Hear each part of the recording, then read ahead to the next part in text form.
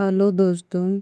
बेताल पचीसी की अगली कहानी मैं आपको सुनाने जा रही हूँ, जिसका टाइटल है वह कौन। वृक्ष से विक्रमादित्य ने पहले की ही भांति बेताल को नीचे उतारा और अपने कंधे पे डालकर चुपचाप आगे बढ़ चला। कुछ आगे चलने पर बेताल ने फिर मौन भंग किया। वह बोला, राजन, तुम केवल गुरु के प्रति दिए गए वचन को निभाने के लिए एक कष्टकर कार्य कर रहे हो, जिससे तुम्हें अत्यंत प्रिय हो गए हो। इसलिए रास्ते में तुम्हारे श्रम को बुलाने के लिए तुम्हें यह कहानी सुनाता हूँ।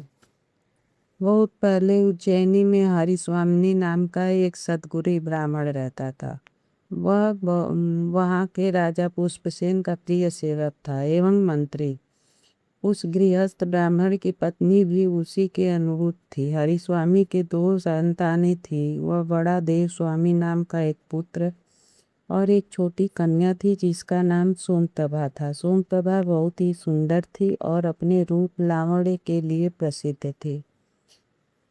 जब सोमप्रभा के विवाह का समय आया तो उसने अपने पिता से कहा, पिताश्री, यदि आप मेरा विवाह करने के इच्छुक हैं तो किसी वीर ज्ञानी अथवा अलौकिक विद्याएं जानने वाले के साथ मेरा विवाह करें, अन्यथा मैं विवाह नहीं करूंगी। यह सुनकर हरिस्वामी उसके लिए रुचि का वर ढूंढने के लिए चिंतित रहने लगा। उसी समय राजा ने हरिस्वामी को अपना दूत बनाकर दक्षिण देश के एक राजा के साथ वार्ता करने के लिए भेजा था, क्योंकि वह राजा युद्ध करने के लिए तैयार हो रहा था। जब उसने वहां जाकर संधि कर ली, तब उसके पास एक श्रेष्ठ ब्राह्मण युवक आया। उसने हरिस्वामी की कन्या के रूप लावण्य की बात सुन रखी थी। उसने अपने लिए उसकी कन्या का हाथ मांगा। हरिस्वामी ने कहा, मेरी कन्या अलौकिक विद्याएं जानने वाले या ज्ञानी अथवा वीर व्यक्ति को ही पति के रूप में स्वीकार करेगी, अन्य किसी को नहीं। अतः आप बताएं कि आप में इनमें से कौन सा गुण है। इस पर उस ब्राह्मण ने कहा, हे ब्राह्मण श्रेष्ठ, मैं अलौकिक विद्याओं का ज्ञाता हूँ। हरिस्वामी ने तब उससे अपनी विद्या का कुछ चमत्कार दिखलाने को कहा। उस ब्राह्मण ने अपनी विद्या के प्रभाव से तत्काल एक आकाशवाणी रथ तैयार कर दिया थी। उस ब्राह्मण ने हरिस्वामी को उसने उस मायावी रथ में बैठाया और उसे स्वर्ग आदि लोक दिखलाया। इसके बाद संतुष्ट हुए हरिस्वामी को वह दक्षिण देश के राजा की उस सेना के पास लौटा लाया, जहां वह अपने काम से आया था। तब हरिस्वामी ने उस अलौकिक विद्या जानने वाले पुरुष के साथ अपने कन्या के ब्याहने की वचन दिया। 7वें दिन विवाह की तिथि निश्चित कर दी। उसी समय उज्जैनी में एक दूसरे ब्राह्मण ने हरिस्वामी के पुत्र देवस्वामी के साथ आया उसकी बहन से विवाह करने की याचना की। देवस्वामी ने जब उसे अपनी बहन की शर्तें बताई तो उस ब्राह्मण ने अपने अस्त्र शस्त्रों के कौशल का वीरता के साथ प्रदर्शन किया। यह देखकर देवस्वामी ने उसी के साथ अपनी बहन का विवाह करने के लिए निश्चय कर लिया।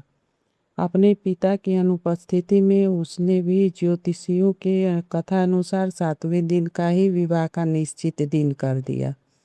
उसी समय एक तीसरे व्यक्ति ने भी सोमप्रभा की माता के सम्मुख स्वयं को ज्ञानी बताते हुए उसकी बेटी से विवाह करने की याचना की। उसने ज्ञानी होने के प्रमाण भी दिए, जिससे प्रभावित होकर सोमप्रभा की माता ने उससे 7वें दिन अपनी कन्या का विवाह करने के लिए वचन दे दिया।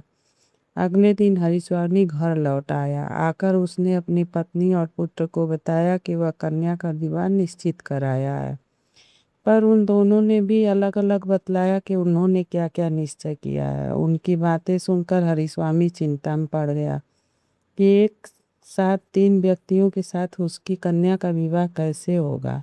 अंततः विवाह की निश्चित तिथि को ज्ञानी वीर और अलौकिक विद्याएं जानने वाले ये 3 वीर हरिस्वामी के घर पहुंचे। इसी बीच एक विचित्र बात हो गई। ब्राह्मण की कन्या सोमप्रभा, जो वधू बनने वाली थी, अचानक कहीं गायब हो गए। ढूंढने पे भी उसका कोई पता न चला। ज्ञानी ने अपने ज्ञान द्वारा मालूम करके बताया कि कन्या को धूप शिखा नाम का एक राक्षस उठाकर विंध्याचल के वन में ले गया है। ज्ञानी द्वारा ऐसे बताए जाने पे सोमप्रभा के पिता भयभीत हो गए। यह देखकर अलौकिक विद्या जानने वाले ने कहा कि मैं अभी आप लोगों को वहां ले चलता हूँ। यह कहकर क्षण भर में ही उसने सभी अस्त्रों शस्त्रों से सजा एक आकाशगामी यान बनाया और उस पर हरिस्वामी ज्ञानी तथा वीर को चढ़ाकर उन्हें विंध्याचल के उस वन में ले गया जहाँ ज्ञानी ने बताया था।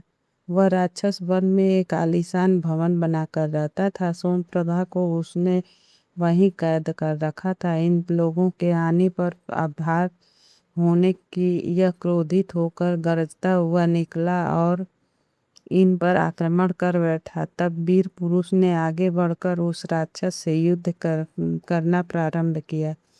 कुछ ही क्षण में उस वीर ने अर्धचंद्र का बाण से युद्ध में मतवाले राक्षस का मस्तक काट दिया। राक्षस के मारे जाने पे वे सभी अलौकिक विद्याएं जानने वाले ब्राह्मण के रथ में बैठकर वापस घर लौट आए।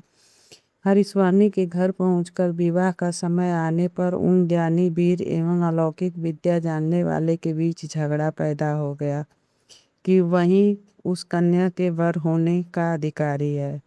बेताल ने कथा सुनाकर विक्रम से पूछा, राजन अब तुम ही बताओ कि वह कन्या किसको मिलनी चाहिए। यदि उत्तर जानने के बाद भी तुमने उत्तर नहीं दिया तो तुम्हारा सिर फटकर कई टुकड़ों में बट जाएगा। विक्रमादित्य का मौन तोड़ना पड़ा। उसने कहा, वह कन्या उस वीर को ही मिलनी चाहिए क्योंकि उसी ने अपने बाहुबल द्वारा उस राक्षस को युद्ध में मारा और उस कन्या को बचाया।